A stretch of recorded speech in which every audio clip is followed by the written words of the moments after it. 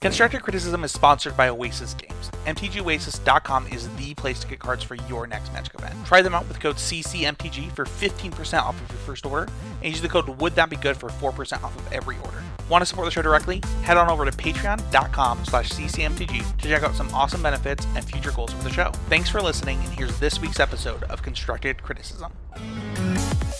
Hello everyone and welcome to the Constructed Criticism Network. This network is here to help you improve at Magic the Gathering at every level. From Pauper Leagues to Top 1000 Mythic, we've got you covered. If you want to hear the entire network, head on over to our sponsor at PureMTGO.com, where you can hear each and every show, each and every week, and check out their sponsor, MTGO Traders, and tell them that the CCMTG Network sent you. Now sit back, enjoy the show. From YouTube, podcasts, and more, here's this week's episode from ConstructedCriticism.com.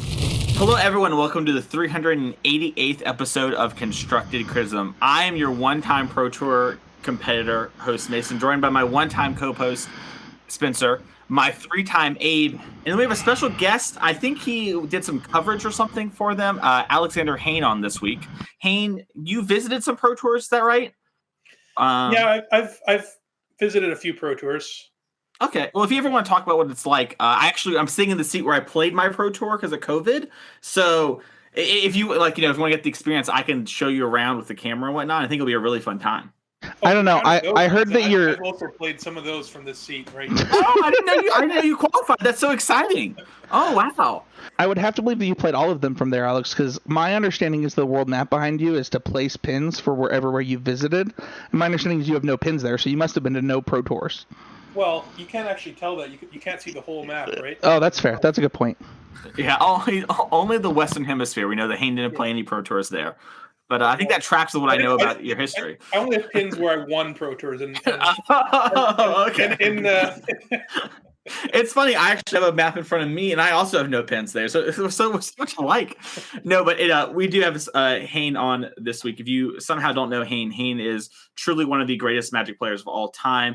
A Pro Tour champion, multiple Pro Tour top 8 Grand Prix champion, content creator for a long time. The Table for Two podcast is one that people always talk about with great admiration, respect. And I know they wanted to come back soon, but we'll figure that out later. We'll have a question for that on the show.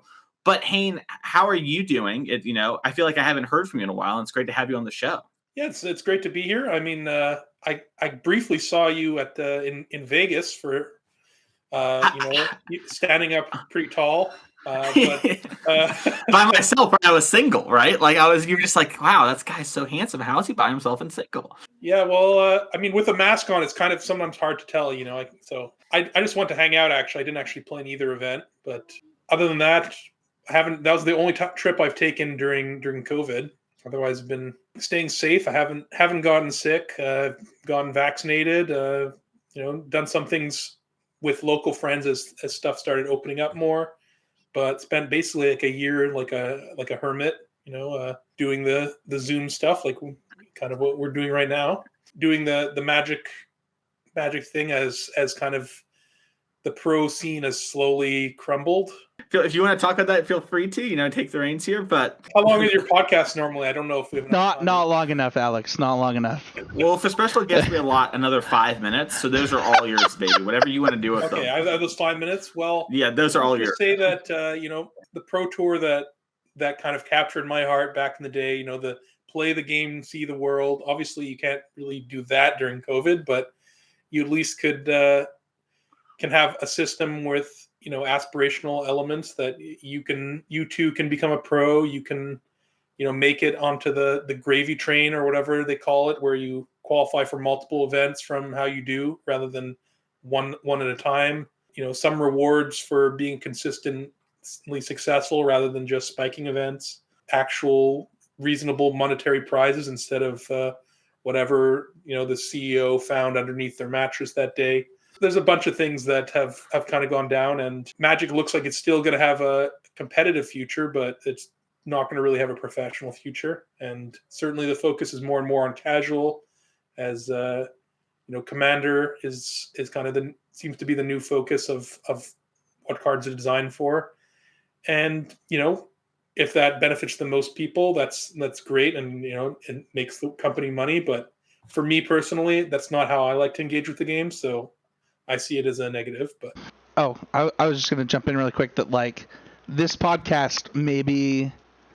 It's funny to, like, hear other podcasts in Magic that are like, we were hit super hard by the changing competitive Magic. And I'm like, yeah, my co-hosts were John Stern and Seth Manfield before the change. So, like, they're like...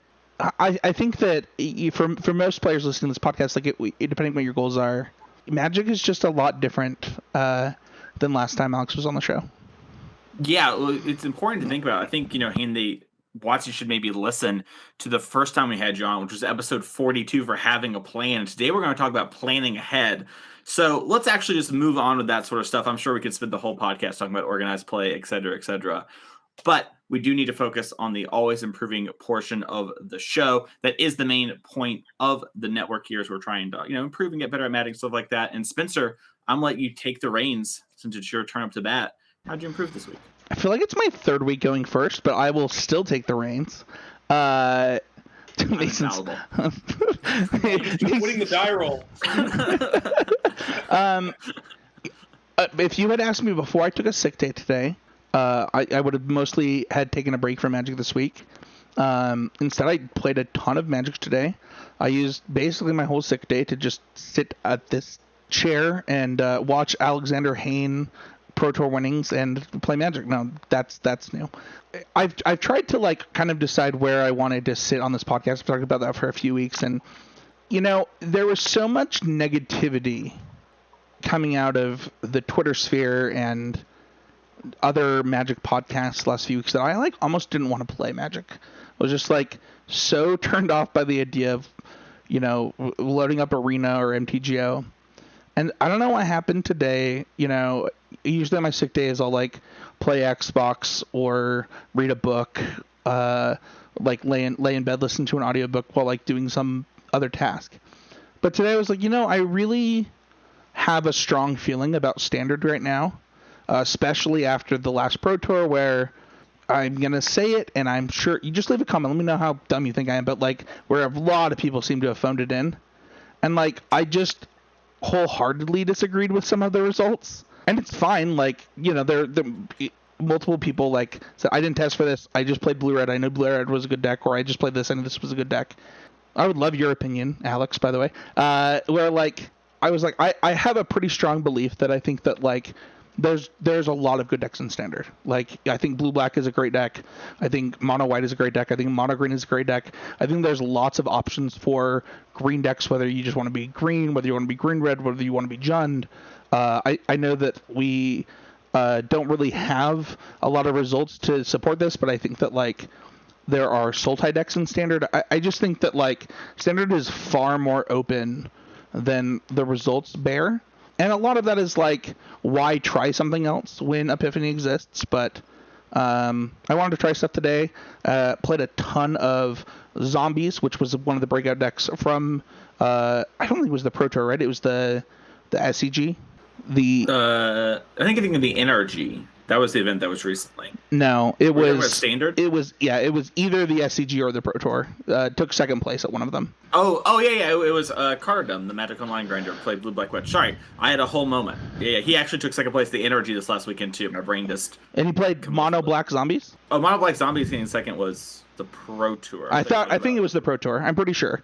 Invitational was the Blue Black Sedgmore. That's right. Yeah. So I think that there's, like, a ton of innovation, getting to play a ton of Standard. I didn't get to record my video with Abe this week, but I plan on recording that soon, and I do plan on also recording, as I said on Twitter, like, a Standard power rankings.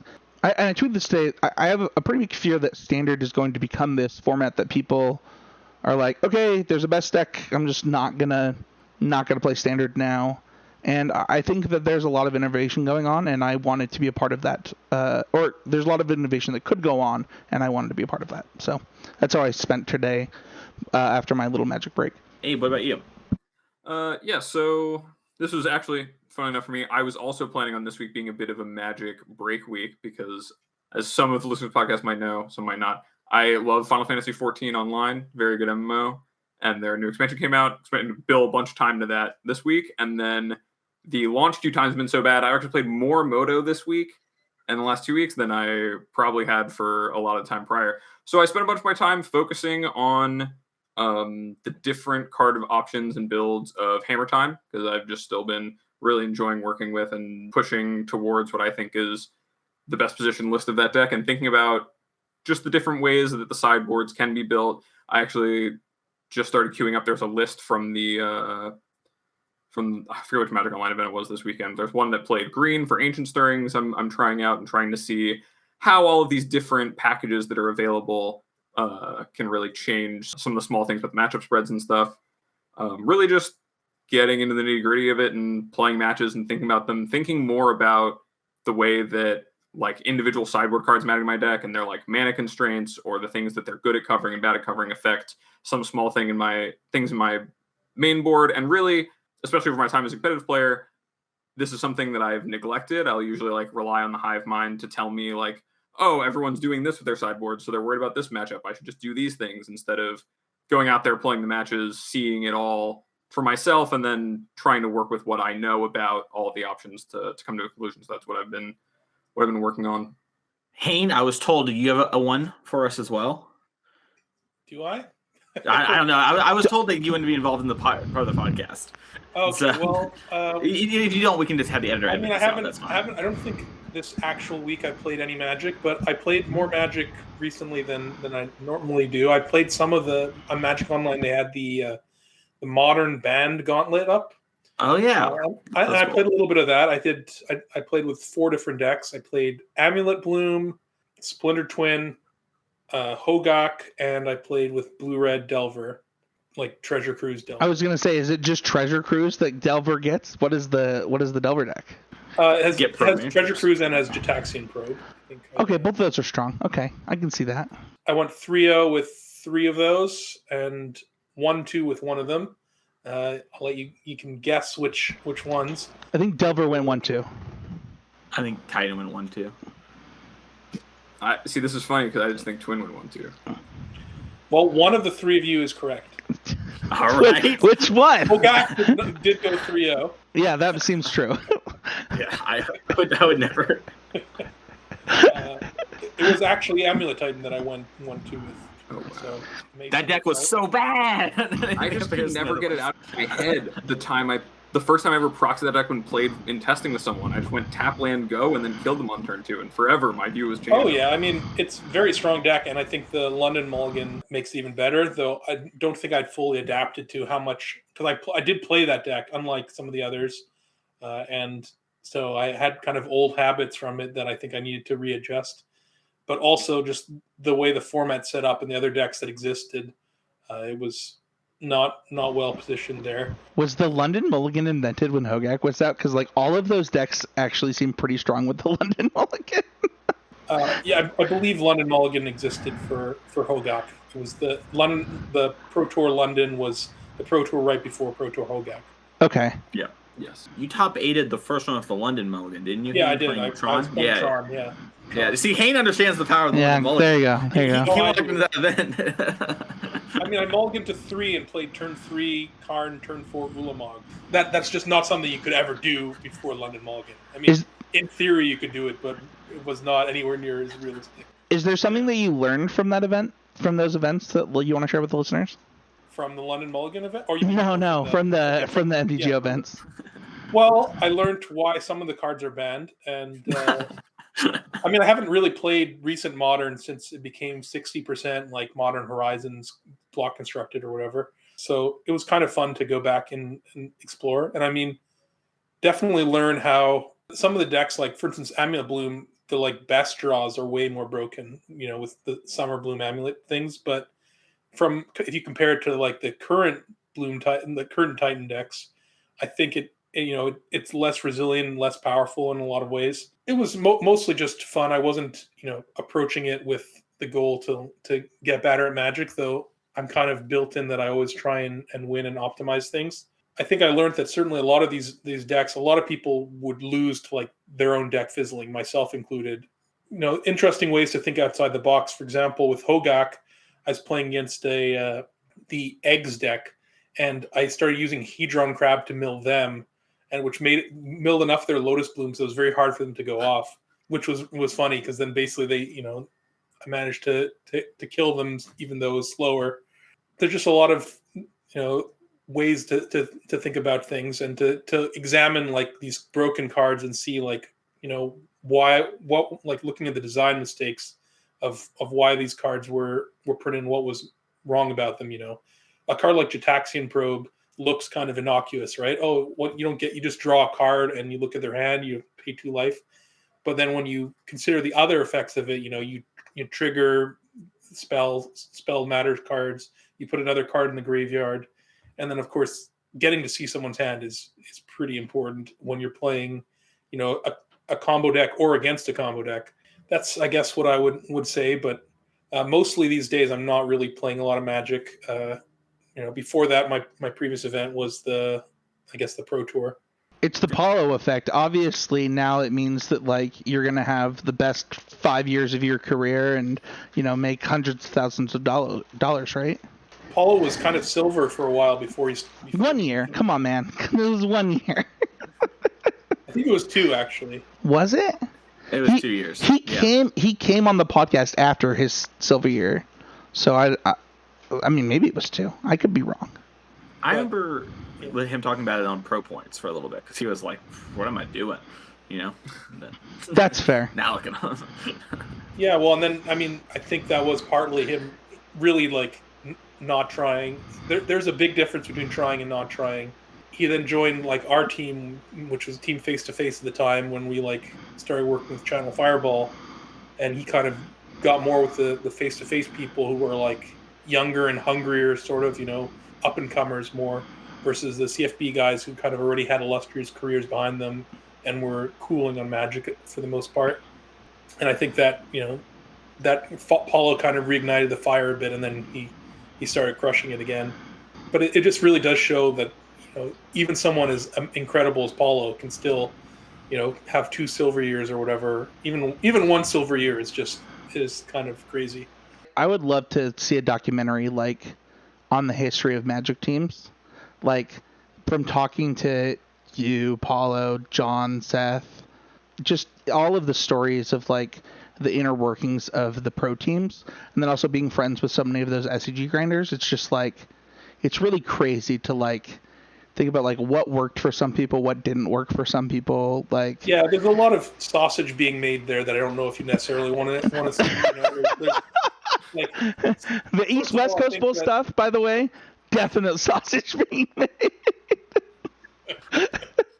Yeah, besides all the politics and drama and all that stuff, there's also, I think people have an unrealistic expectation of how professional pros are when they're playtesting and stuff,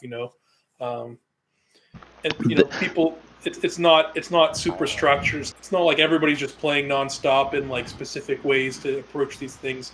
It's very, very loose for a lot of it. My understanding is your guys' dinner plans have been way more structured than your guys' testing throughout the year. That is sometimes the case. then sometimes you actually like, there's one Pro Tour where I just like took the reins. I'm like, look, you're going to work on these decks. You're going to work on these decks. And we're going to split it up and like do this. And we were all organized. And then we came up with Eldrazi that Pro Tour. So, but then of course, after that, we never did anything like that level of organization again. For the people who aren't patrons, we talk about this for results, not theory. And so for the thing, it was like, well, is it really going to work? We have to test it some other ways. No, that's awesome though. My always improving moment this week comes in kind of a weird way. I've been getting a lot of ducks in order. I have a lot of things going on right now with my life. And I'm trying to I got a lot of irons going, a lot of hot stoves, and I'm having to shuffle them all around. I'm trying to be a little bit more structured and work on those sort of things, and also fit in time to still play Magic and work on these sort of things. So I've got a couple events coming up. I have I'm playing a little 1K or whatever this weekend. But that's nothing important. But I have the energy events that it seems they're going to start up, and I might be playing a bunch of those. So I want to start playing Modern again. I'm trying to make time while working a full-time job and doing the podcast and writing the articles and making the daily YouTube video content and streaming. And so having to schedule out and block at that time and be the most efficient with it. And also, we talk about this a lot on the podcast with the efficiency of time and finding spots to work on these sort of things. Doing those things we've talked about on the podcast before, where it comes from simple stuff like taking the time to look over the challenge results and the showcase results and look at sideboards and how people are doing that during your lunch break if you have a moment, and things of that nature. Just working on those sort of skills and getting better at using my time and staying organized and making sure that, I've set aside this hour to record, the podcast, or I've set aside this much time to stream, and making sure we're doing all these sort of things so that they don't start to A, become overwhelming, or B, have any of them kind of drop, trying to keep them all warm and not burn anything. So it's important. I think it's important, in Magic, if it's not your full-time thing, it can be hard to balance everything, and getting a little bit better at that, I think, is going to pay some pretty big dividends down the line. That was it for mine. We do have some housekeeping before we talk to Hayne about planning ahead, because we've been planning ahead for a little something special for the patrons and also for everyone at large. So there's an event coming up, the CCMTG Open. It's going to be a quarterly event. So every 3 months, we're going to have one of these. It's going to be $10 to enter, or free for our Diamond supporters on Patreon. You can look at all that stuff up at patreon.com/CCMTG. $10 to enter, or if you're a Diamond, you get in there. There's a trophy included for the winner. We're going to work with that if you're outside the United States or the Canada area to get you the trophy. And then we have some prizes. So first place is going to get $200 in Oasis Game Store credit. That is our proud sponsor of the show, and a trophy. Second place gets you $100. Third and fourth are going to get you $50, and fifth through eighth get you $25. That's right, Hayne. That's more money than actual Pro Magic has right now. I know you're hungry for it. We'll happily send you the trophy if you want to come and play in them. There's no current invitational plans, but we would love to do that sort of thing. And if these things kind of take off, we will retroactively make it happen, just like the MPL. We saw how successful that was, so we want to emulate that. We know how much players love that sort of thing. So we're going to be doing that, and we're really excited. You see Spencer is putting his head down because he's just thinking about all the amazing ideas and stuff. He loves it when I do these sort of bits on the podcast. They're his favorite. And so we're doing all that, but no, seriously, it's going to be exciting. We're going to be streaming this. I believe the first one, the plan is to be standard, and it'll be on Arena, but we're leaving the door open to do modern, especially of a set like, the Lord of the Rings set is coming out, which is a modern exclusive set. And so, that might change the game, and we might be doing it on MTGO at that time. So keep an eye out for that sort of thing. I believe, Spencer, quote me if I'm wrong, but we're looking to have the first one in February. Is that correct? That's the loose time frame right now? Yeah, kind of the three things. I think the first one we decided we want to do in February. For the first one, I think that the plan is to only do the top 8 as far as feature matches and stuff. Additional prizes are also based on attendance, so those are just the prizes that we're giving away. Actually, $500 store credit on top of whatever the entry fees bring in. We'll announce every event what the additional prize support will be. I think that January is really busy for human beings. Just the holidays end, people want to get their stuff in order, and also while I don't know that we should announce that it should be standard. I don't know. I'm down for whatever. The first one will be on MTG Melee, whether that's historic, whether that's alchemy, yeah, or standard. It won't be Pioneer, Abe. But leave a comment on this video. Let us know what you want it to be. But we want to. I've gotten a lot of feedback that people are looking for a way to compete that is not the normal stuff. The SCG online stuff has ended, other stuff has ended. People want to compete, and we're happy to provide an avenue for people to do that. Why is it always back to Pioneer, man?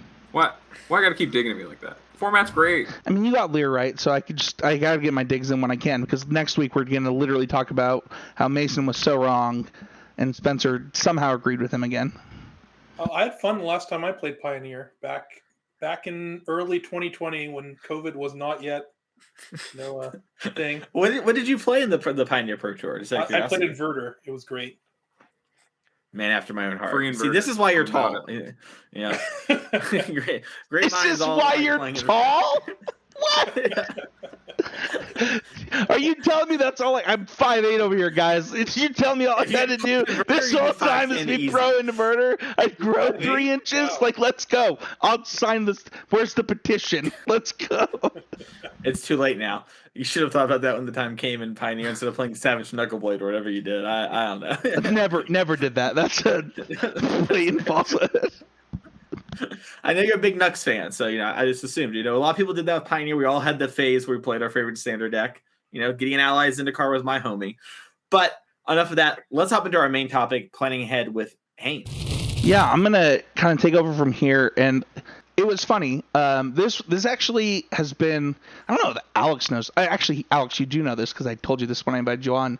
When I kind of came back to the show in the producer role rather than joining the show again as a host, one of the things that I said to Abe when he joined the show, as we kind of like had our first podcast meeting, was said, Abe, one of the things that we used to do pretty often is we try to get a really great guest every eight weeks or so.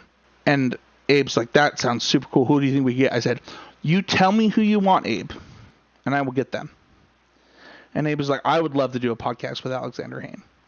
And Abe, It's true. I'm living the dream. Well, I thought you were going to say that, we're going to, every time we try and get a really great guest on, and when we can't, we invite people like No. It's really late for Croakies. No, shut up. It's like Stop. hard to make. Don't do that.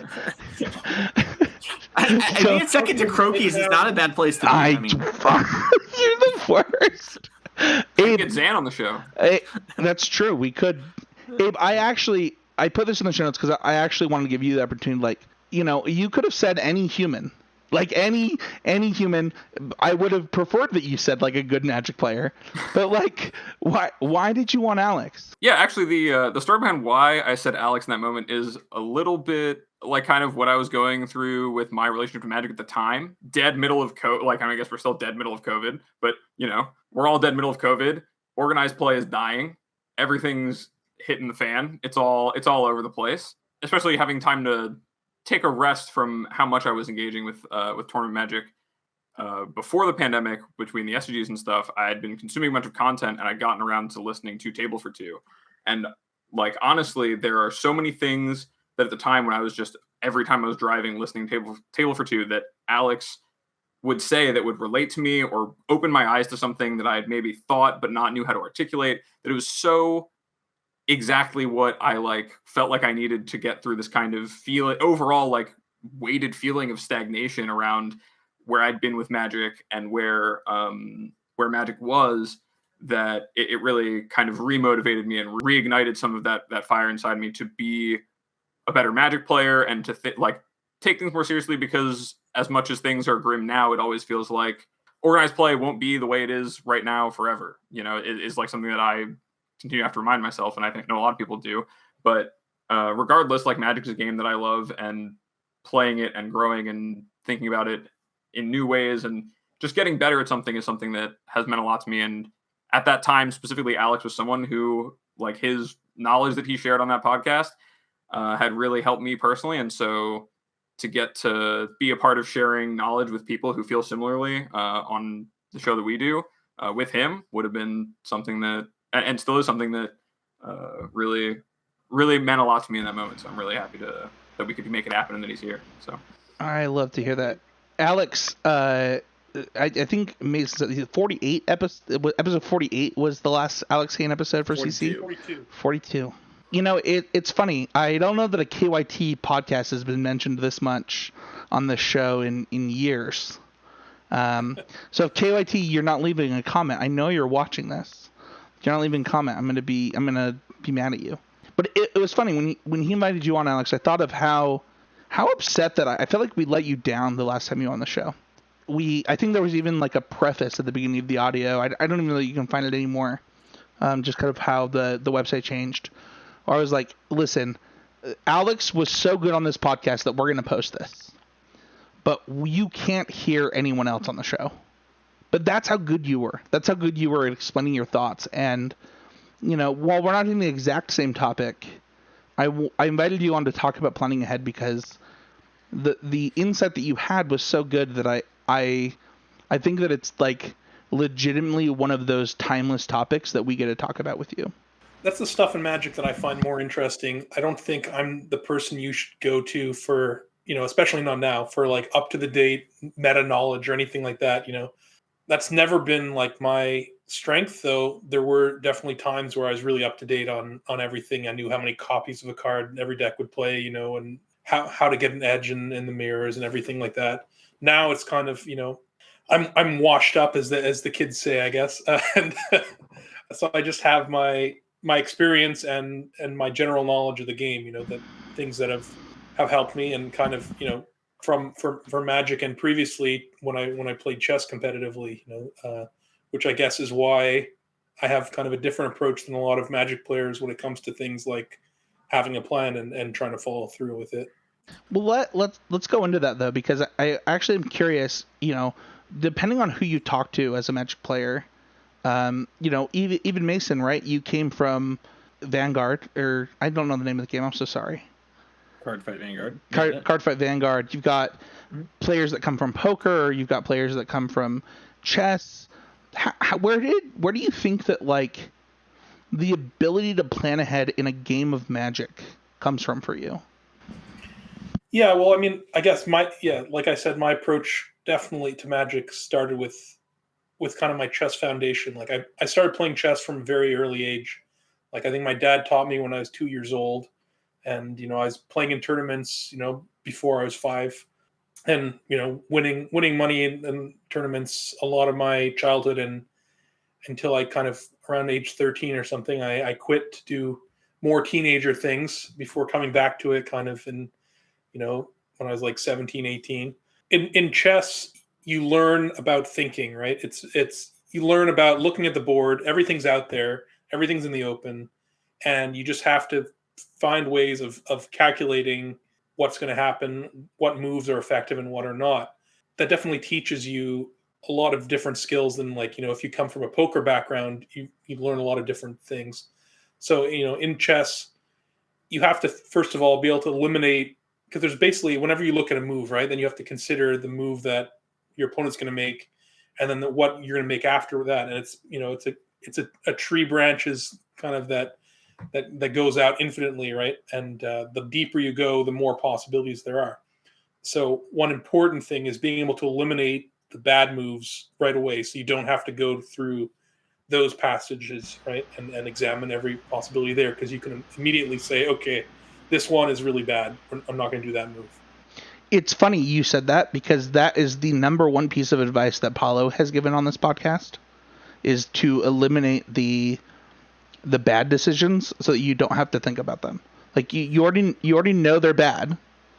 So is that a step in Magic, or is there more steps to creating this plan ahead of like what you're doing? Because I don't remember if it was a Brad Nelson article or another article, but I remember reading an article that talked about like being 1 turn or 2 turns, however many turns ahead of your opponent in a game of Magic, and understanding what their options are. Yeah, I mean, there's definitely a lot of steps. I do think when you're starting to think about your turn, you should always be coming up with a plan.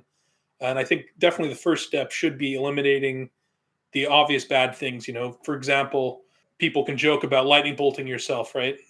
That's obviously bad. But if you're playing a Death Shadow deck, it might not be, right? It might actually be the best play. But obviously, if you're not playing a Death Shadow deck, you can usually eliminate that possibility right off the bat, not have to think through it anymore.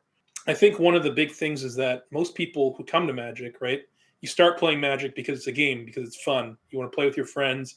You don't necessarily want to do kind of the homework or the deep thinking about turns, the pro level Magic or the pursuit of getting better requires, right? It's not as easy. It's not as fun, from like where you start, right? You're just going to slam your card on the table and hopefully it works out, or this feels like it's the right play, I'm going to just do it. And I think a lot of those habits, people hold on to them for a long time.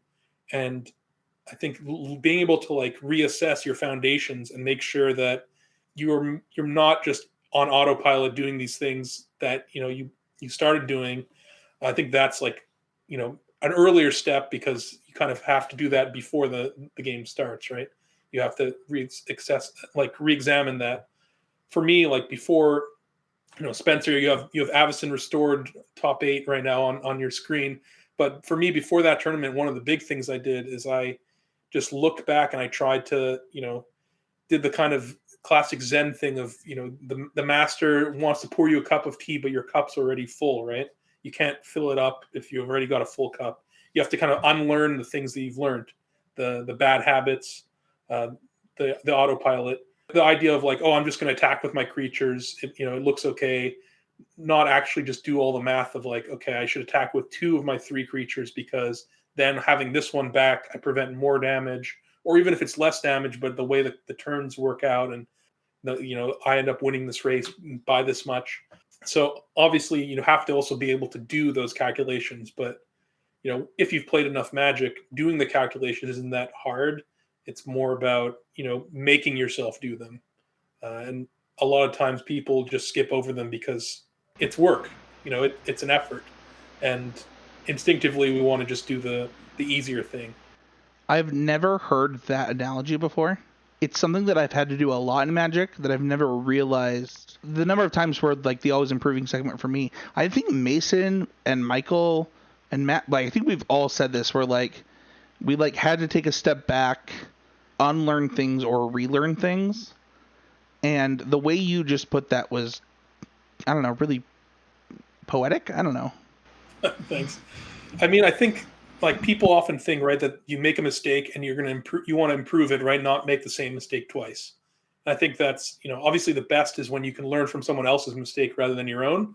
But the second best is learning from your own mistake and not repeating it. But sometimes you have to go to the root of why you made that mistake, not just like that individual mistake, right? It's the symptom often of a worse disease. And, you can fix the fact that you like tapped your lands badly in this one scenario, but you should you should work on the fundamentals of getting into the habit of tapping your lands the best way in general, so that, this mistake doesn't come up, and neither do similar mistakes. For that reason, like I think people view improving at Magic as like a slope upwards, right? Like you're just slowly get better and better and better, like, a train chugging away up a hill.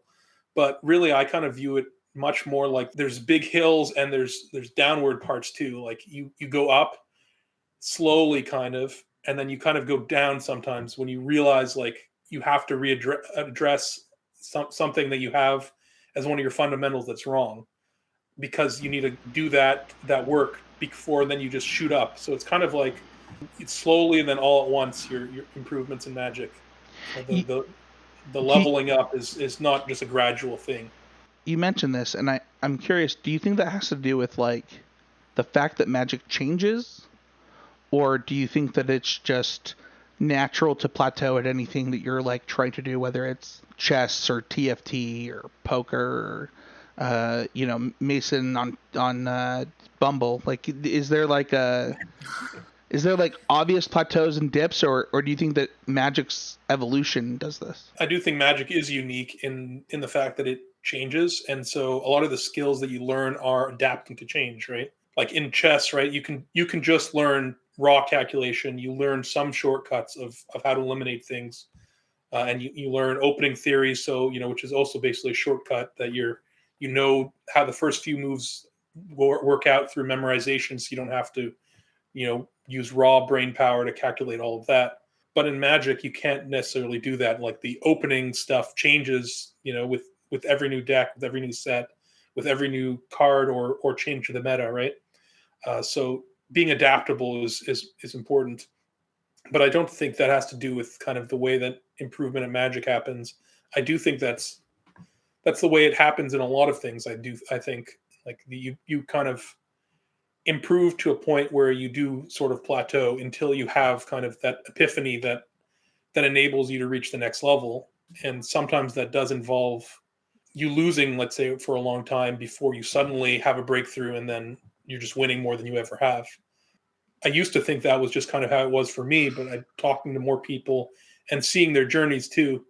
I think that's a pretty common thing. And, that people will be like at the level where they top 8 PTQs a lot, but never quite break through.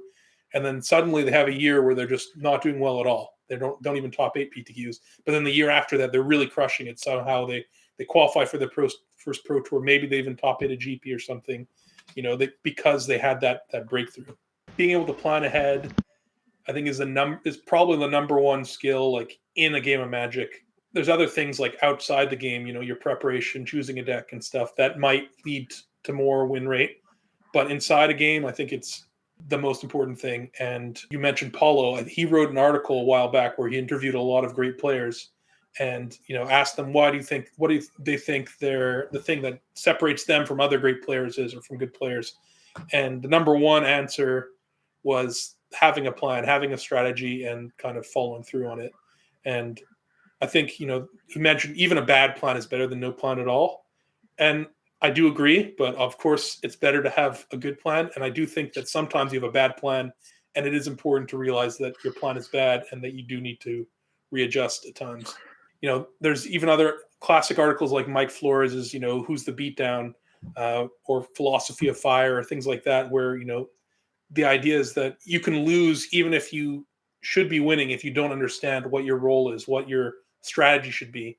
And kind of, from a chess background, people break this into tactics and strategy, where tactics is like, in chess, it's, you can take this piece like here because if they capture back, you get to fork their queen or whatever, that's a tactic. But a strategy is figuring out that, there's this weakness here in their pawn chain, let's say, and that you're going to slowly attack that and put more pressure there and eventually, hopefully win a pawn.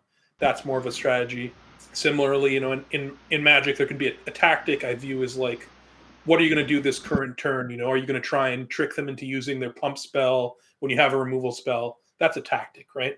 But a strategy is like, how are you going to win this game? Like, what does this game look like if you're winning it? In Constructed, that's very easy to tell compared to Limited, where, you don't necessarily know.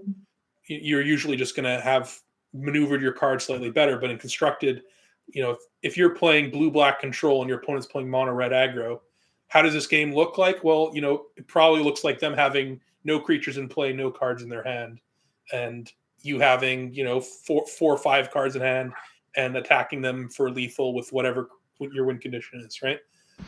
If you're playing mono-red against blue-black control, it looks like, them having 7 cards in hand and like 4 lands and being at 0 life with you having basically used up all your resources, and you want to make your game plan work towards that position, how that end game looks. Kind of like when you're a kid and you're trying to solve one of the little mazes on a piece of paper. If you work from the entrance and try and get to the center, it's a lot harder than if you work from the center and work out and you find out where the exit is, right? And I think that's sometimes how you want to approach with a plan. You want to work backwards and find what is the end game you want to enable, and then figure out what steps you need to take to get there. And sometimes that might involve you sacrificing resources to get more life or more time, because you realize that when the game gets to a later point, it's going to be beneficial for you. If you're the blue-black control deck, you don't mind exchanging 2 cards of yours for one of your opponents if it buys you more time, because they need every single one of their cards to kill you.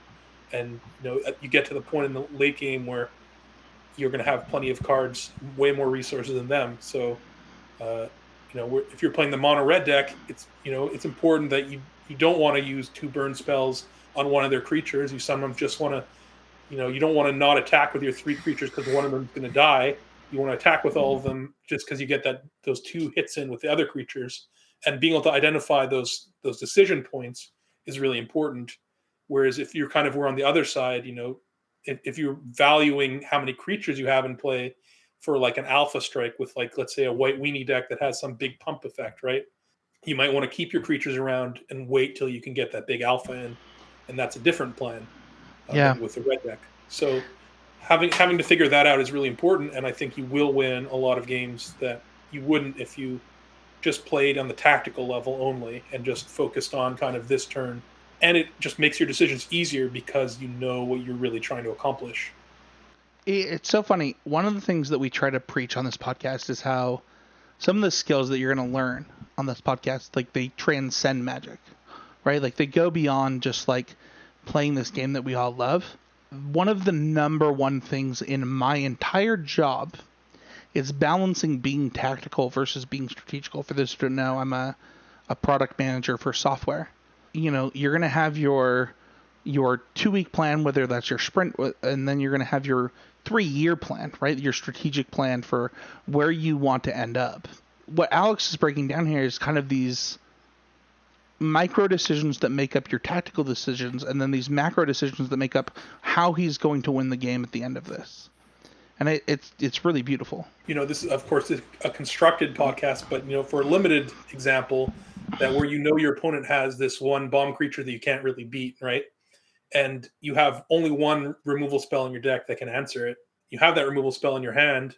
You're a slow deck. You're planning to have a really long game, and your opponent like plays a creature and like plays a pump spell on it in combat that's going to kill your creature, and you could use this removal spell, kill it, and you get a 2-for-1. If you're examining the game purely tactically, that's what you're going to do. You get a 2-for-1. That's great. Your creature lives. They lose their creature and their pump spell. But if you look on a strategic level, you need to save that removal spell for their bomb creature, because at some point it's going to come down and you're going to need to kill it. If you are just looking tactically, sure, you're going to get advantage in the moment, and maybe the game does end before they draw their bomb rare, but it's more likely that it doesn't, and you just end up losing to that card instead. So you have to be able to see the bigger picture and see how you're going to actually win the game, not just come out ahead on cards or life or tempo or whatever. Alex, you, me, and Abe, we're these Magic boomers. Mason's this zoomer up in here trying to show us all up. But I'm curious, like, is there a place that planning ahead helped you the most in your Magic career? I don't think that we did your career justice, by the way. Like, we just mentioned your Pro Tour win, but like, your rise in Magic was kind of meteoric, right? Like, you went from winning a PTQ to winning a Pro Tour to like being on the train for, a decade, right? Like, you really have stayed there after your meteoric rise, which is not something that a lot of like first time Pro Tour winners get to do. Yeah, well, a lot of people think I won my first ever Pro Tour. I didn't. I was Rookie of the Year, so it was my 4th Pro Tour that I won. Right. I'd cashed a Pro Tour before that and got an extra Pro Points in another one. And yeah, so I have total of 3 Pro Tour top 8s and 5 GP wins, and I think somewhere like 13 top 8s or something. I'm not sure exactly how many GP top 8s I have, but good problem to have. I don't the line I don't know how many GP top 8s I have is like I know how many I have, and it's 0. I know Mason has a 9th. I'm tied for the closest miss with Mr. Joe Lissette. You have that one, Hayne? No, you don't. I've got at least 1/9 as well, but there's. But you're not tied for the closest. No, in all seriousness, though, like, is there like a time that you can identify where you thought to yourself, the fact that I had this skill and that this is the thing that has helped me the most in Magic was the thing that got me to this point? I think the era sort of in the 2013 2015 era where there were, Sphinx's Revelation, for example, was a card, or Esper Dragons was a deck with Dig Through Time. And those decks where they were very powerful and there were a bunch of like control mirrors. That's probably where I gained the biggest edge from my ability to plan ahead. It's my biggest loss. And like, if there's ever a moment where I identified that I was terrible at Magic, I was GP Albuquerque. I was playing the Esper Mirror that you just identified against Shahar Shenhar. And I had a moment where he had a Jace activation and I had a split, and he put his Aetherling on the bottom of his deck. And it was like maybe 15 turns later where he picks up his deck and counts it. And I was like, oh my gosh, you've been doing this the whole time? Like, I am so out of my depth. Like, I am so far behind you. I cannot express how big of a, like, I suck. And, like, you've been doing this for 15 turns, and I'm just bad.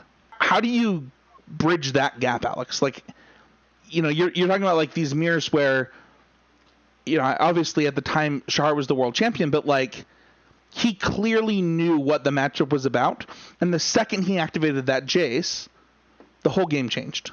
Again, you're thinking of how do you win in these mirrors. Usually resolving an Aetherling, right, was basically a game-winning event. So he's got this Aetherling. He knows where it is in his library. It's important to kind of plan his game plan around when he's going to draw it and how he's going to resolve it. So making those decisions and making decisions in the game to get to that point to try and, make you use counterspells on other things for him to save some counterspells to be able to resolve his Aetherling when it matters. Those are all things that you should be considering, in that type of type of matchup where, there's a lot of tactical dances along the way, but you have to keep the big picture in mind, because you can resolve a Sphinx's Revelation for 4, that's fine, but as long as he still has the ability to resolve his Aetherling, he's going to still come out ahead.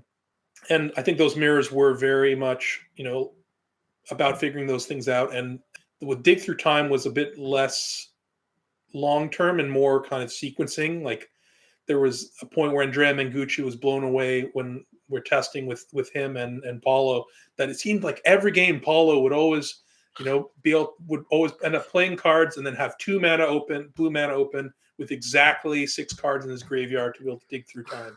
And it's like, it's not an accident. He's not just lucky that this happens every time. He's been planning out the turns and the sequencing so that this is going to happen. Andrea, I think that was probably a level up moment, right? It's not often you get to, watch Picasso paint or whatever, right? But you getting to learn from someone like Paulo is always a pleasure. That was I think I was actually the best at doing that, and that's why kind of for the first 2 GPs won by Sphinx's Revelation were both won by me, and then I won the first GP also with Esper Dragons, and that was because I would play these mirrors, and I felt basically invincible. I felt the only way I could lose in those mirrors was to the clock, because if time would run out and we'd get a draw. The way the games played out was almost chess-like in the way that I could plan for things, and any one tiny error by my opponent would just end the game immediately. And if I wouldn't make that error, I could kind of grind them out to the point that they would make one mistake. I've been really chewing on over here the thing you said earlier about how, when you're a kid and you do the maze on the play mat when you're at Denny's or whatever, and how it's so much easier to do it from the center and go back towards the exit than going forwards. Just thinking about how I often try to talk to people about thinking through.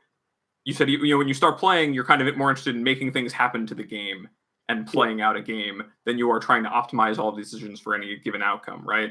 And so, really transferring from moving forward through the maze and enjoying the experience of, oh no, I get trapped over here, to kind of constructing backwards, or all these different endpoints in this game that's so divergent as Magic, where things can play out in so many different ways.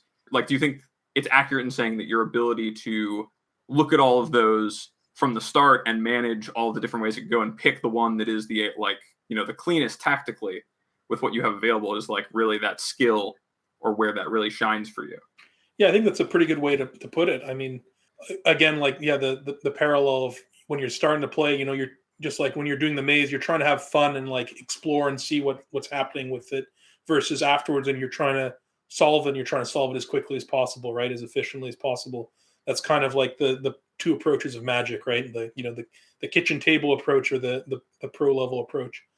And yeah, I do think that being able to find those branches and see which ones lead towards more outcomes that you want on a tactical level is what you want to do. When you in Dune, you can take the spice and you can see all the possible futures, right? You want to go towards the ones that tend to win the game for you more, and kind of, if you can realize that that's kind of always what you're doing when you make a decision in Magic. You're making a percentage play that some percentage of the time is going to lose and some percentage of the time is going to win, and of course you're making a whole bunch of these over a course of a game.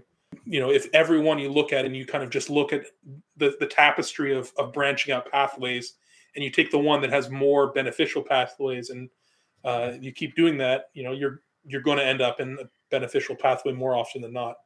Alex, I'm kind of curious. You mentioned that you felt like that you were really good at this skill, which is obviously why we invited you on the show to talk about it. But I thought it was just because you liked my company. I do like your company. We couldn't have croquis, and then we couldn't get croquis. We're Stop. He's trying to find the tallest guy who would show up, right? Exactly. But not taller than Mason. He's insecure.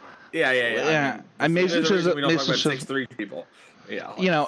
Obviously, you doubted my food picking ability at GP Salt Lake, and then you immediately apologized and thanked me. So we didn't pick you for your food picking abilities. We picked you for this though. You mentioned this effect that I think that happens a lot in different games. I've been getting more into Smash Ultimate lately. My son, I'm teaching him to play the Pokemon TCG. And recently, like, I have been playing more of like the Pokemon video game. And you if you have those moments where like you fat thumb something, or like you make an error and you realize it like 2 seconds later, it's like, oh my gosh, like this is gonna cost me for X amount of time, right? Those errors, they add up to so much more than that individual moment, right? They add up to recovering from them. And I'm curious, is there like a moment that you find the skill helps you the most? Like, is there a moment where, because you didn't make that error, because you have planned ahead for these turns, that you get that moment where you have 2 blue open and you're able to cast Take Your Time, or something larger? Is there something you could tell to the cast? Yeah, well, there's definitely, because you don't make those errors, you do find yourself in scenarios like where you can get like things that look like luck from the outside, but you kind of do put yourself in positions to get lucky more often, right? Like, for instance, you're watching the Miracles coverage, right? And like every time you draw a miracle, oh, so lucky, he drew a miracle. Well, the deck has 16 of them, and kind of the whole way that I'm playing the game with that deck was to maximize my odds of drawing a beneficial one at a beneficial time. With Think Twice, Thought Scour at the right times, not playing them like when I don't have mana to cast a good miracle. It can look like luck from the outside, but when you're piloting it, when you're in the spot, sure, you got lucky, but you put yourself in that position. You made all the right decisions to get there. Same with the dig through time. You made those decisions so that when you get to the spot, you can dig for the most efficient way. When you make a mistake, that can cost you, being able to do that. You might only have 5 cards in your graveyard when you could have used a fetch land earlier to be able to get into a position where if you did draw dig, you'd be able to cast it. I've got to rewind. I've got to ask you this question now, because I've never asked you this question, and I don't know if you answered this on the A team after you won the Pro Tour. So I need to ask it. Did you win that Pro Tour because you were able to do this when other people weren't having success with this deck? Was that the difference? The deck wasn't a known quantity or anything, right? It was a deck that I made, and then like the Canadians that I was working with also played. Yeah. And back then, like my pro team was just any Canadian that wanted could come and test with us. Canada hadn't really seen the resurgence of Magic that it kind of had a little bit after the Pro Tour. There weren't that many great players. The average quality of player playing the deck was relatively low, which was part of why I think the win rate wasn't that high. So, the deck is maligned for that reason. It was not an amazing deck by any means, but it was definitely not as bad as people make it out to be, looking backwards. And yeah, I think that I was able to play it at a much higher level than most people. In fact, I had to write a primer on the deck because my teammates I couldn't play it. I think that primer is probably out there somewhere at some point. It was the tone in that was something. I know some people enjoyed it. Some people gave me some hate for it. Whatever. It's been a decade. You can see what you want at this point. That's great. In some of these matches, like in the top 8, for example, I'm playing against a hexproof deck, so you don't necessarily see the same amount of planning that's required in some other matchups, like in control mirrors, which is where it really is interesting. Where you get to points where you can miracle a temporal mastery, but it's correct not to do it even on turn 2, because you need to set up a point where you're going to play Tameo and just take a bunch of turns in a row to ultimate it before they can do anything. Right, because I think blue, red, and you can entreat and then also temporal mastery, so they can't terminus you on their turn. Things like that. And being able to make those plans, realize again, in the tactical thing. Tactically, obviously, you should cast this temporal mastery because it's only 2 mana and you get a free turn. But strategically, that you need that to be able to win in a later turn. It was one of the more interesting block constricted formats. So I think that, though, it does speak to that question there, right? Like, where did this skill help you the most? Whether it's this Pro Tour or another one, the success that you had with this deck certainly outweighed. Was John at that Pro Tour? Did he play this deck? I'd love to rib him. No, he hadn't qualified yet. It was okay.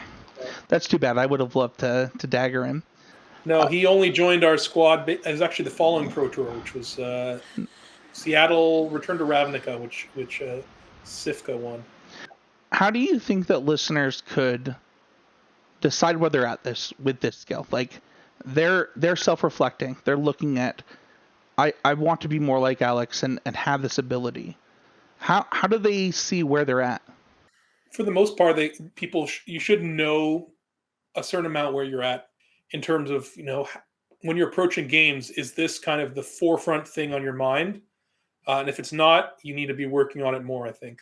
If you're ever making attacks because they just feel right, or you're countering a spell because you feel you should, or anything like that, you need to be examining this more.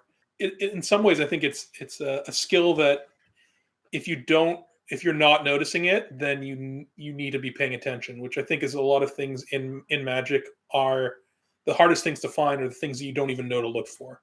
You mentioned it before that you were, talking with, let's say, John or Seth or whatever about a play they made and that you disagreed with, and they just talked about something and you're like, I wasn't even thinking about that.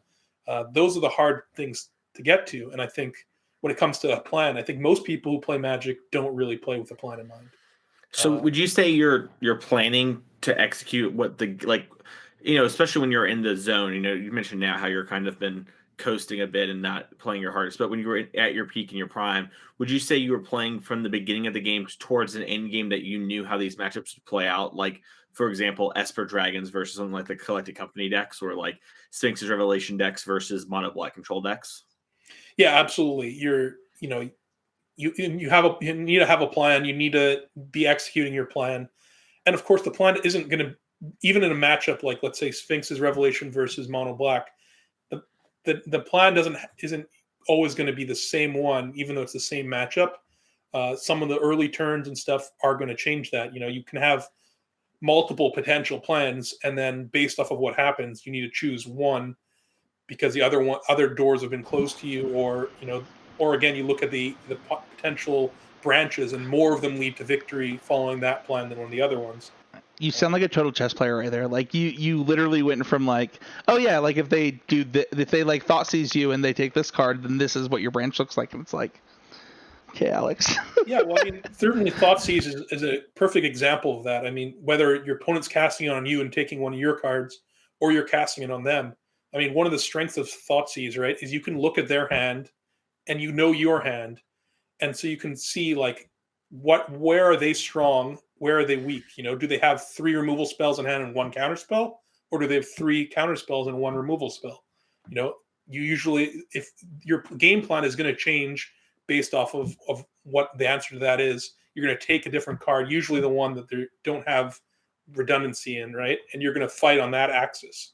If they're low on removal, you're going to take the removal and try and jam something underneath their counter spells. If they're low on counter spells, you'll take their counter spell and kind of not care that much about your creature plan anymore, try and resolve a planeswalker or whatever, right?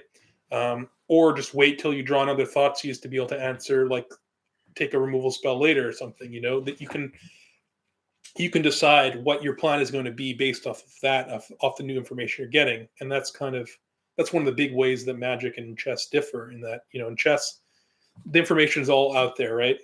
Whereas in Magic, there's new information coming all the time. And so you need to be able to adjust on the fly and figure out a new plan based off of the new information you get and what you learn about, your opponent's deck, their hand, and sometimes also just like how they approach the matchup themselves. You can sometimes tell what their plan is based on how they're playing, and then try and find a plan that kind of trumps theirs, right? If they're playing on a card advantage axis, maybe you want to be playing on a tempo axis, or maybe you want to go bigger than them on the card advantage axis. It all depends on the context.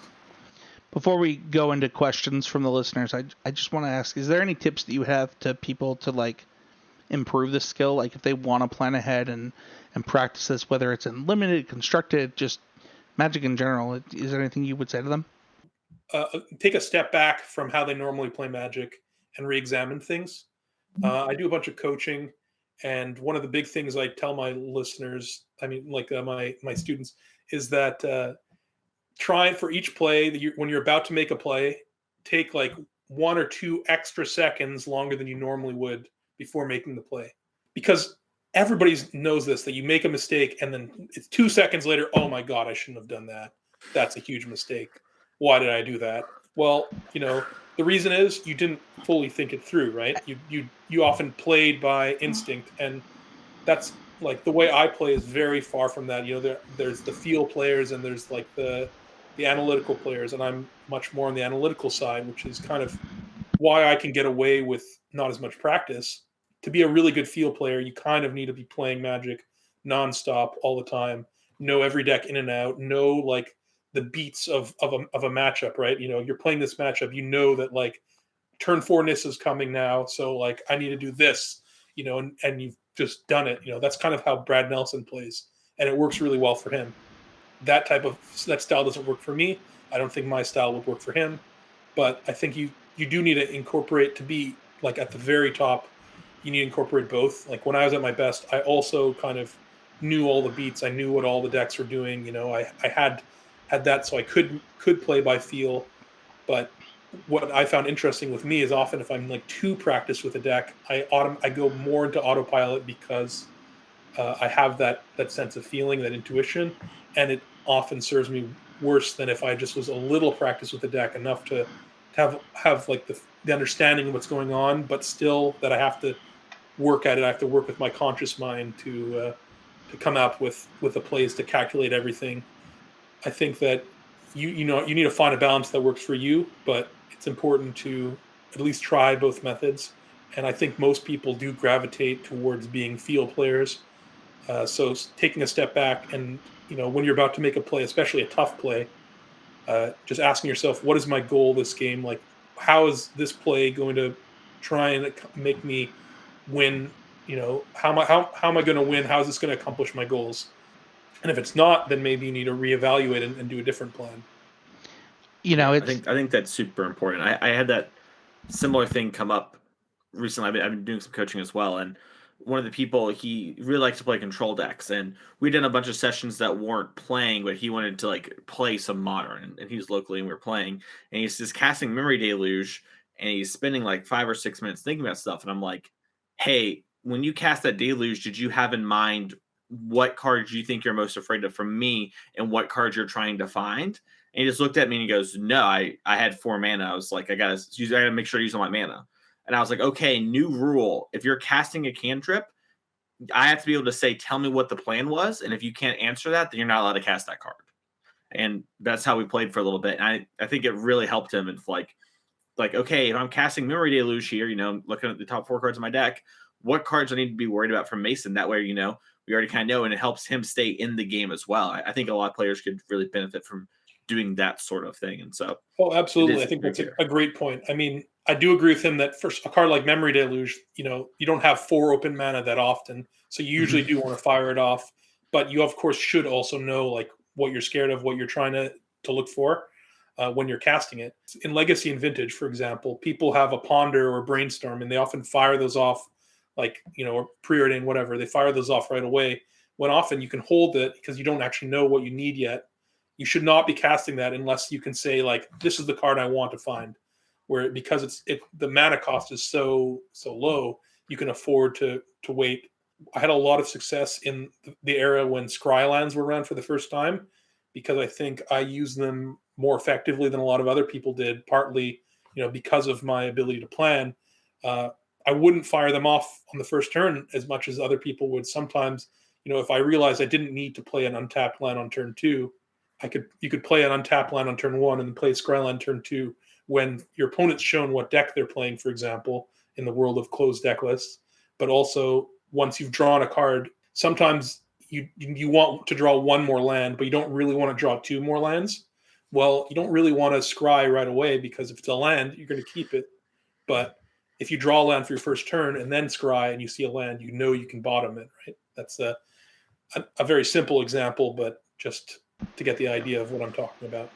It's been happening a lot, I think, for players, like the new age of players with Expressive Iteration. I don't know how much you put at that card, but yeah. I found that's been a big level up moment for people when I see them in the streams where I talk to them or do coaching, and I've been very analog to that in brainstorm at Legacy. And they know about that because they listen to content. Like, yeah, you're supposed to wait on your brainstorms, but the idea of waiting with expressive is, they just wasn't occurred to them, right? It's like you said, it's like you're looking for things you don't know the answer to. So it is very interesting, very true. Yeah, like, I mean, with expressive iteration, a lot of people just automatically play turn 3. I'm going to final land in a spell, put a spell in my hand, put the land into play. And there's a good amount of time that is right. But if you autopilot, if you always do that, you're going to miss the large percentage of the time, which, maybe it's not that large. Maybe it's only 10%, but it's still... That's a large percent. It's still, it's still a relatively large in terms of magic percentages of when you should be saving it because you already have plenty of land drops. You want to wait till turn 8, you can play that, and then maybe you can even get 2 spells off of it. Whatever. You don't know what you need. Do you need a removal spell? Do you need a counter spell? Do you need a threat? You can just wait. You can chain expressive iterations too, potentially on a later turn. All sorts of things. If you don't think about it, if you just play on autopilot, you're not going to encounter those scenarios, and you're just losing 10% of your equity on that card. Going back to what you were saying about kind of the different play styles and understanding kind of this play by feel or play by strategy, I guess you could say. I said analytical. Oh, analytical. Yeah, but that's fair. Yeah, by feel or by thought, I guess you could say it. But... I was just gonna say that I have never felt more we're 388 episodes in. I don't know that anybody's ever needed to at me so hard on a comment made on the show, Alex. So I appreciate that. But I really needed to hear that and really understand where am I at right now in Magic? What is my goal in how can I improve? And I hope that resonated with a lot of listeners.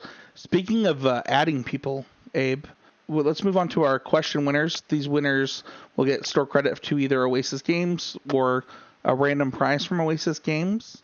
But Abe, what is our first question? Our first question comes from Adrian, and it is, how can playing Constructed help me improve in Limited? We maybe touched on this a little bit, but in Constructed, I think you learn about game plans, and having a strategy, I think, is more obvious. You don't necessarily figure out, the changing your strategy. That's a more advanced concept, but the idea of playing an archetype, aggro control, mid-range combo, kind of the idea of having a deck. And I think for Limited, people focus on pick orders for cards a lot when they don't, consider the fact that you really do need to draft a cohesive deck, not just a collection of good cards. Like, a collection of good cards obviously is usually going to be fine. You can see in Constructed that works too. Basically every Jund deck ever is pretty much just a collection of good cards, right? In Limited, you still also get advantage from having synergies, but also sure, the passivism effect card is a higher pick order than the creature, that 2-drop creature, or vice versa. But you probably want to mix rather than just all of one, or maybe depending on your strategy, you might want the passivism but not want the 2-drop creature because you're planning to play a control deck, let's say back when there was the clear to mind control decks where you didn't really want any creatures, you just wanted to answer all their threats forever and ever. That would change your pick order. The fact that, again, let's talk about that deck, that you really do need to find that copy of Clear the Mind, possibly even a second copy. And that might be more important than taking a card that, is generally thought of as much better, because that is more important to your deck and to your strategy. Our next winner is our Twitter winner. And by the way, just reach out to me if you're one of these people. This one is your boy, Doug Potter, by the way, Alex. Nice. The Dougie P on Twitter says, what is one of your best tips to improve your mental resilience to losing? Well, thanks for that question, Dougie P. So, he was actually one of the people who played the Miracles deck. I think the second highest finisher with the deck, I think, in the tournament.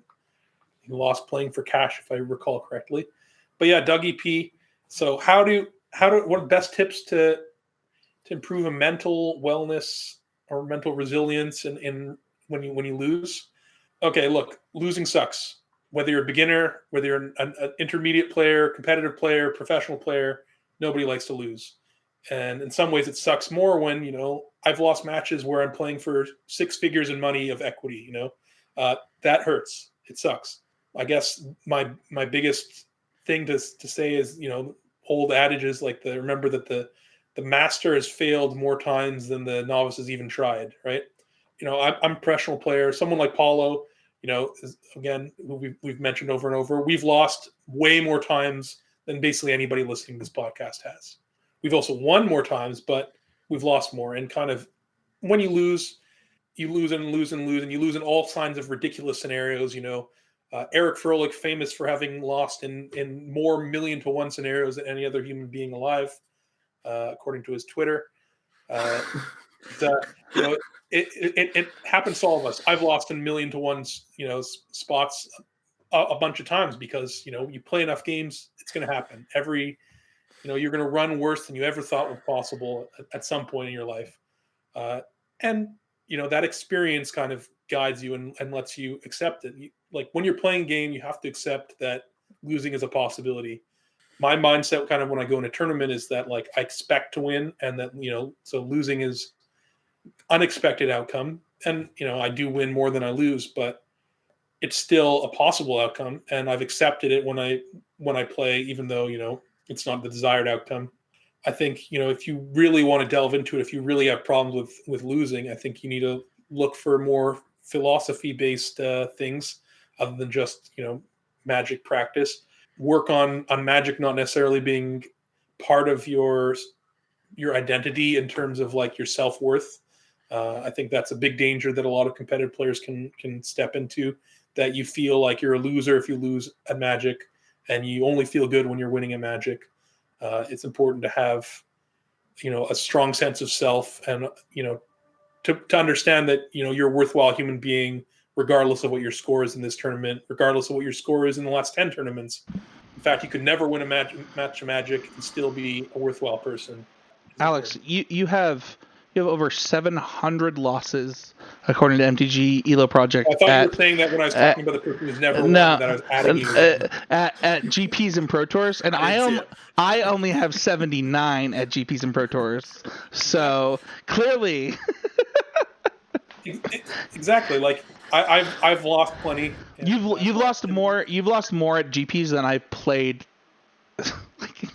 at like high level Magic tournaments, and I think that so often people get really stuck on their next moment, their next thing, that it feels soul crushing. Yeah, I mean, especially the way Magic tournaments are structured, there's not that many of them, and like to actually have a finish that you feel good about, you have to win more than you're actually expected to win. Like, to top 8 a Pro Tour, you have to run incredibly hot, even if you're one of the best players in the world. To win a PTQ, of course, you have to, even if you're Paulo, you're not a favorite to win a PTQ that you enter. So you have to accept that that's going to happen, and you don't get that many chances at tournaments, and they're also top heavy.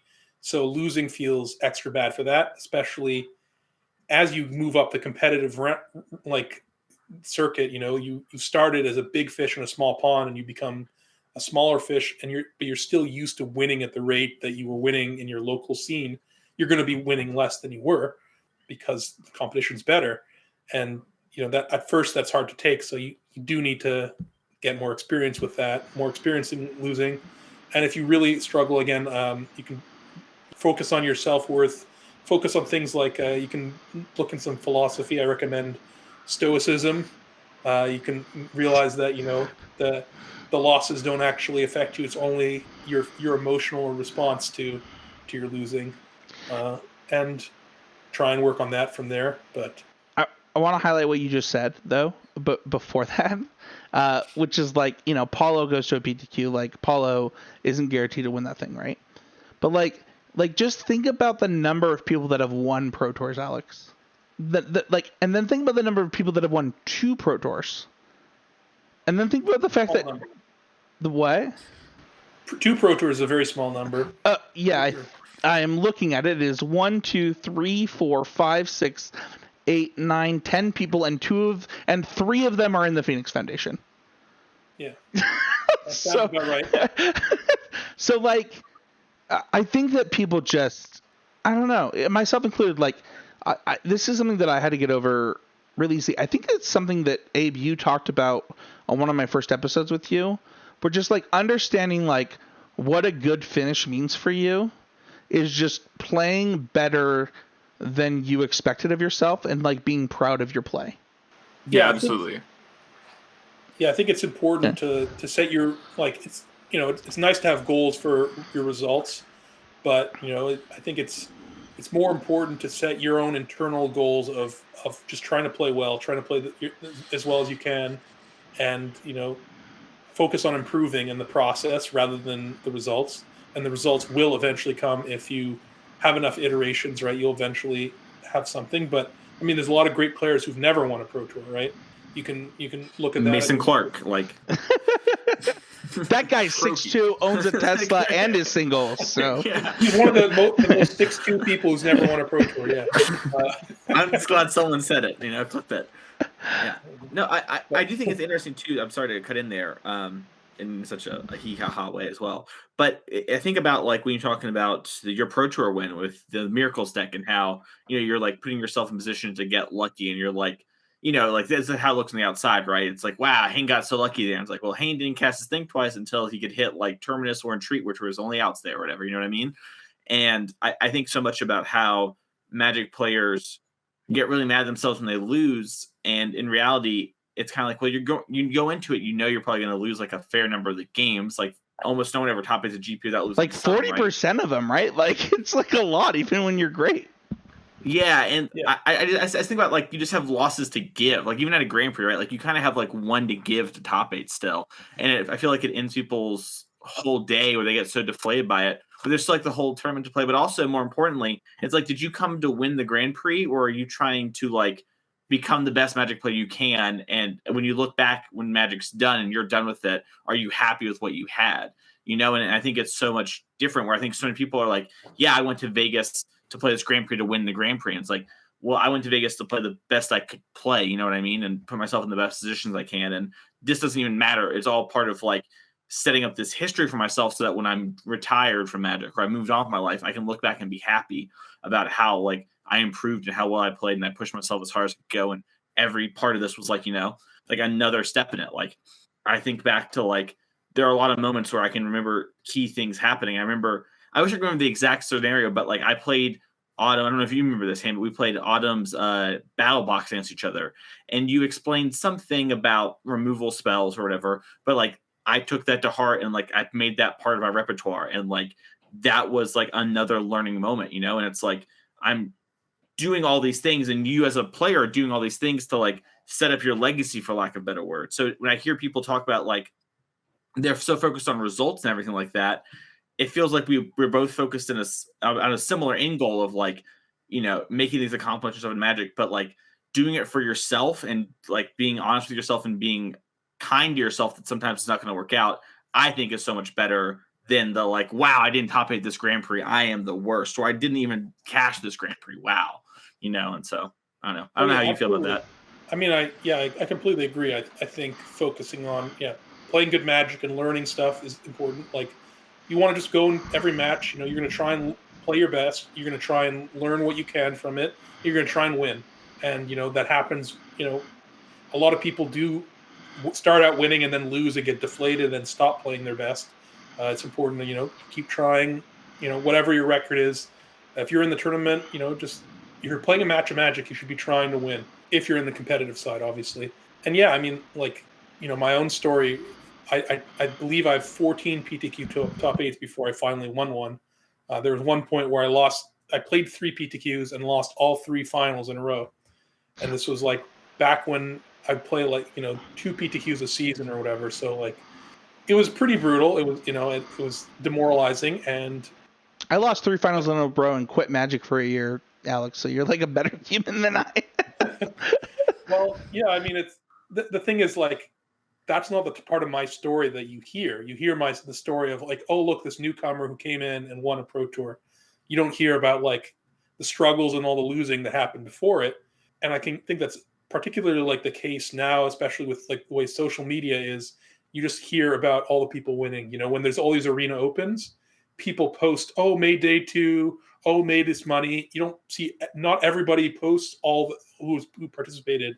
You don't see that many posts of tried 7 times, didn't make day 2, or on day 2 scrubbed out again. Same thing. Like the pros don't usually post or get noticed when they have a horrible tournament. You notice when they're hoisting the trophy. You notice when they're in the top 8 profile.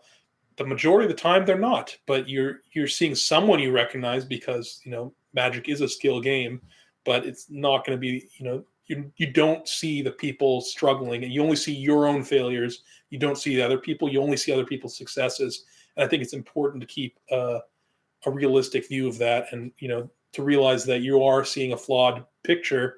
So don't be hard on yourself because you're losing. You only win every so often when it seems like some people win all the time. You're getting a biased sample, and you're also, even the sample you're looking at is biased. Like you're going to be following these people because they're already great Magic players who've won events and stuff. There's a classic XKCD comic that I remember seeing of a guy who's like giving a speech. He's like, yeah, I spent all this money on lottery tickets and I lost, but I never gave up, and I finally bought one and I won the lottery, and you can do it too. And it's like, obviously don't do that. Same thing, but they're now like out of money, and that's a representation of pro Magic in multiple ways. So this is where we would put the YouTube comment that would win our store credit if we had one last week, but we don't. So I'm actually going to pitch it to Abe, since this is the guest you wanted, Abe, to ask whatever question you want to Alex. I'm so on the spot. Oh my god. I'm 6'1", Abe, in case you want to know. That's good to know. I was really, really enjoying relating to a lot of this conversation around like resilience to losing. I think that question from Doug was really good. You mentioned in it your mentality when you come in and play a tournament is that you expect to win.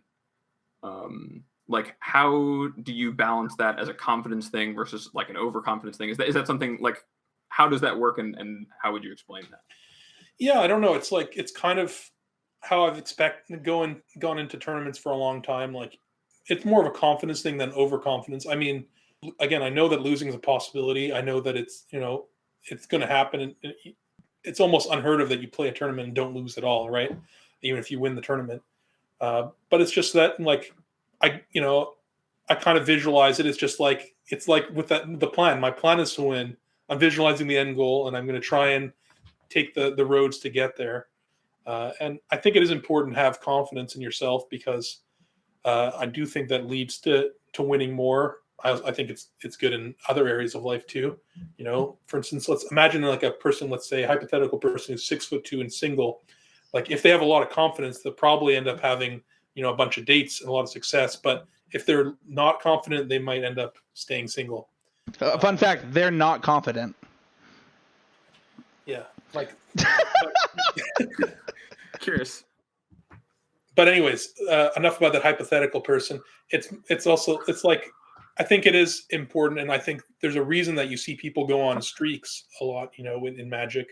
I think that does have something to do with confidence, because it is important that you are confident in your plays that you're making, that you don't second guess yourself, because I think that does cause a lot of problems. And also, when you are doing things right, you get more confident, and there's a feedback loop that you then continue doing those same things, whether it's in your preparation or in your play. So I think a certain amount of confidence is good to go in. When it comes to real life face-to-face Magic, I think there's something that can be said for like intimidation factor, that like if your opponent feels like that you think you're going to win or whatever, they might be like more scared, more cautious with some of their plays. And I think that is a big source of mistakes that people can make, but that's maybe a topic for another day. Speaking of 6'2" single Tesla owner streamers, Mason, why don't you take us home? First, I just want to say thank you so much, Hayne, for coming on the podcast and getting to hear your thoughts and your insights and all this stuff. It was really interesting, eye-opening, and it's always great to hear. We don't get as much of you as we probably want these days, but hopefully that changes as things change in the future. But thank you so much for coming on and spending your night with us. No? Shaking your head no? No. I doubt there's going to be too much more of me in the Magic sphere as time goes on, but we'll see. Dude, if this is your last Magic podcast, like, I am honored. It's likely. I mean, unless for some reason KYT and I get the band back together, and He did just buy a mic. I just saw it. So yeah, well, he's about to be a father soon, so he's not gonna have as much time for podcasting. I like how you're like, maybe if there's some reason, it's like, yeah, man, buy me lunch or whatever, and I'll be there. You know, I know what you're saying. I'm speaking the language. No, but seriously, I do have one last question. Then, if that's the case, and you just have to be, you don't have to do too much into it. You're looking back on your Magic career now. You mentioned this is like the end of it, in some ways, whatever, potentially. How do you feel about it all? Are you like happy, positive? Like how does it feel? I've mixed feelings. It's interesting. Like there was certainly a point in time where I wondered whether winning the Pro Tour was the worst thing that could have happened to me, in terms of like, it was a curse, because from that I did end up putting more energy and time into Magic when I could have, put into something else. But I think, looking back on it now, there's good parts, there's bad parts, but I think I got a lot of opportunities and I met a lot of awesome people that I wouldn't necessarily have otherwise. And for the most part, I think I enjoyed the journey. Have my own like mental health stuff that Magic helped me with and put me in a spot to also end up working through. I mean, financially also, people don't talk about that much, but it worked out relatively well for me, especially per hour. And so I think I look back fondly on it mostly, but it's just I really don't know what my life would have turned out with otherwise. It could have been better, could have been worse. It was something, and it's rare that you can really be, do something that you can say that for a portion of time, like you were the best in the world. And I think there was like a year or so where I was the best. I haven't been for the last while, but I've still been one of the best, and I'm gonna journey. And I think I'll still always love the game. Like if I have kids someday, I'll probably teach it to them. But my main ways I'm going to probably interact with Magic going forward after Wizards contract runs out is I'll probably make myself a cube and not update it with whatever nonsense cards they print these days. Sure. And play some games with friends. Maybe play like Magic Online Vintage Cube every so often. That's my biggest Magic vice, I think. I got to jump in here, and this, Alex, because I texted you about this about a year ago. I might cry, so editor, just leave it in. Whew. Yeah, just edit it however you can.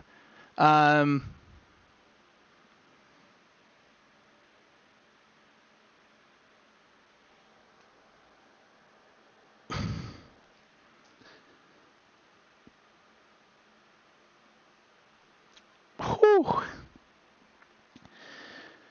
I don't know that I've said this on the podcast, so it's gonna be hard. So for those who don't know, Alex made a post. I think you changed the post, so it's still pinned to your Twitter now. My Twitter, yeah. Yeah, and at the end of 2019, I was really struggling, and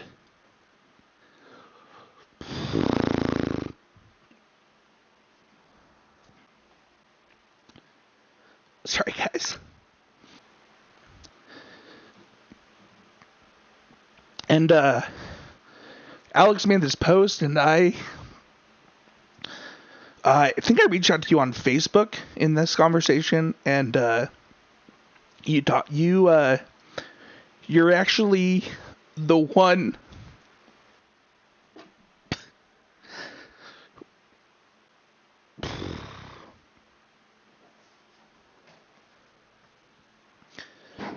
Sorry, I'm not allowed to rub my eyes. I've got these like $1,200 custom contacts in, so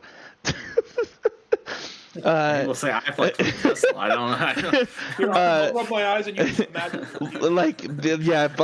like they're really hard and they'll actually hurt me. But this conversation, we had this conversation on Facebook. I told you how much it meant to me, and I talked to you about kind of how I was struggling with a couple things. One of them being the thing that you talked about how you struggled with is just this existentialism, and then also the struggling that I was having with imposter syndrome. And you're actually the one that convinced me to go to therapy. And fun fact, that's actually one of the reasons that I quit the show for when I quit it. So you all can blame Alex for that. But in all honesty, in a lot of ways, man,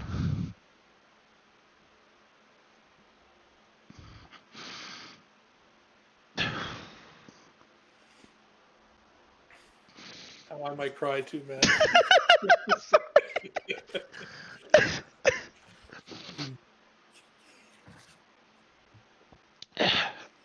dude, I'm like losing it.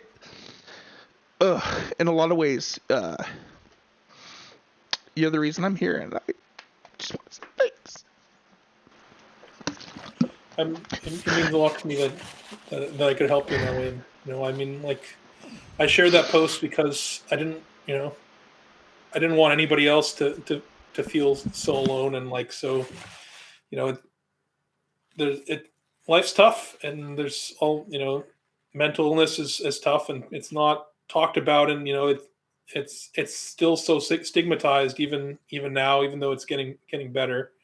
And, you know, like, some, you know how to treat or deal with someone who has cancer, you know, but someone who's got a terrible mental illness, you don't really know what to do, and people, you know, view it like it's their fault, and then there's nothing you can do, and that's not the case. You know, there are a lot of support systems, and, you know, a lot of people, you know, around you. No matter what you feel, there's people who care about you in this world, and there's things can get better. You know, it's hard when you're in the depths of the pit. You know, you can't see the light anymore, and it just feels like everything is just, you know, unbeatable. But, you know, if you take a lesson for Magic, you know, there's always some outs, right? There's always some way to get out, and I'm happy that you decided, Spencer, you took the step to go and get some therapy and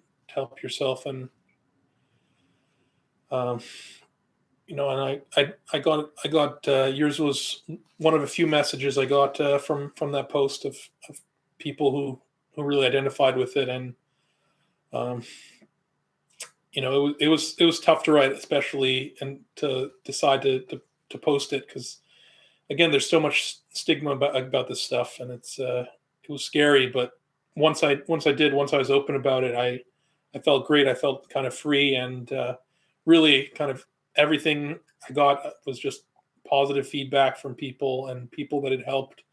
And so, you know, I think if more people can kind of feel that way, can feel that they can be open about their struggles, and, you know, connect with people, and, you know, that as a man, it's okay to cry sometimes. You know, we're programmed that it's not. You have to always be strong, and this idea that, you know, anything less than this pinnacle of toxic masculinity makes you feminine or weak or whatever, and that's just also wrong, and it's killing people. And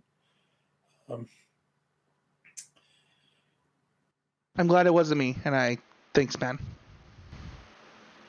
Yeah, I'm really glad it wasn't you too. I'm glad we could both be here having this conversation now, instead of... Yeah, we'll just both cry on this podcast so everybody can see it, and then maybe they'll go to therapy and do it with their therapist. Yeah, I mean, you know, therapy is a tricky thing, because, you know, when you first do therapy, you think, oh, the therapist can have all the answers for me, right? But no, that's not how it works. They have the questions. You have to come up with the answers yourself. Right. You know, and yeah, it's hard work. It really is, and I wouldn't have done it without you, man. So thanks. Anyway, I'll pitch back to Mason. You know, I love you too, but sorry. Well, I mean, that was a genuinely heart-touching and moment. That's, you know, thank you for sharing that. I know that's pretty hard to share. And I can't think of anything more American than from pivoting that to capitalism, baby. So if you want to support the show, you can go to patreon.com/ccmtg. The show will always be free. If you want to support the show, you go to there. There are a lot of different things you can do. We talk about the open diamond level. We make jokes so that we don't cry around these parts. It's our coping mechanism. So you can make sure to do that. If you want to find anyone here, you can find us all on Twitter at various places. You probably don't want to find Hayne, I guess, if you don't like Magic stuff anymore. But you do have some good clown posts on there. So, Hayne, if someone wanted to find you for whatever reason, where could they go? All right, so my Twitter is @insane with a Y, so INSAYNE. Hayne, my last name, HAYNE. And yeah, I don't talk that much about Magic. Somewhat. You love to bring up the greatest limited player of all time discussion. I feel like that's a bi-monthly thing. Ben Stark's got to be paid his dues. 99% of. Never once has Alex ever said that thing that you just said, Abe. Just to be clear. Yeah, we all know it's correct. We'll see. Also, what my Twitter looks like. Also, when I'm no longer under WotC contract, we'll see on that too. I am very interested for that date. Is it kind of hold on? A reminder? Is there like is there an NDA end date that we can all mark on our calendars? Yeah, when are you allowed to say when the end date is? Are you allowed to do that? I don't know. Yeah, no, it's fine. It's fine if you can't. Hey Siri, set a reminder for August 2022. All right, perfect. I talk sometimes about Magic, but yeah, certainly if you're looking for deck lists, you should not be looking for my Twitter. But though, what about sideboard guides? Yeah, put the good cards in and take the bad cards out. Sideboard guide rant is that people just do that, but again, with having a plan, involves sideboarding too. You people way often just board in cards based off of what their opponent's deck is in game one, rather than what it looks like post board. And look, for instance, the classic thing is that like aggro decks tend to become more mid range after sideboarding often, while control decks tend to bring in anti-aggro cards after board. There's some gaming to be done there because you might want to have some of those anti-mid-range cards instead of your anti-aggro cards in your sideboard instead. You might want to not board in those mid-range cards if you are on the play or something and you think your opponent is going to board in their mid-range answers, whatever. That's it. Sure. No more Magic. Done. That was the last Alexander Hayne Magic Theory thing y'all ever got. You remember that KYT? KYT, I got the last moment. I did. It was me, Barry. Abe, where can people find you? People can find me, twitter.com/morenothings. Still offering hammer coaching. Still excited to show people what it's like with Spencer when we actually can set up a date where it doesn't get interrupted, which is hopefully soon. And yeah, that's where you can find me, Spencer. Yeah, you can find me at Spencer where I tweet about nerd stuff, mostly Magic, but like, other nerd stuff. Today we had a great poll, which I'll make Abe answer on the podcast live, which is, Abe, is there any greater hit of dopamine than finding a pop punk band that you like? Yes, it's finding a ska band you like. Yeah, it's just not wrong. It's just not true. It's not true. I'd like to say that, at one point I was just looking through cards for like some random uncommon and I found like 4 Wasteland, 4 Force of Will. That's also that's a different kind of dopamine. I read an article about a former U.S. president's wife. Maybe that's not for here. Never mind. All right. You can also find my semi-weekly nerd podcast at Need to Nerd, and then you can find me learning Hammer Time from Abe coming up soon on the Constructed Criticism YouTube channel. And you can find me on Twitter at Mason E. Clark, tweeting during the work hours. When am I supposed to do work during work? You can find me here each and every week. You can find me on Card Kingdom writing articles specifically about the arena format, so standard, historic, and alchemy, everyone's favorite new format. And you can find daily uploaded videos on the YouTube channel. That's youtube.com/MasonClarkMTG. We're going to be everything from modern to historic. It's going to be pretty awesome. So thank you all so much for listening. Once again, Hayne, thank you so much for coming on, and we'll see you all next week for another episode of Constructed Criticism.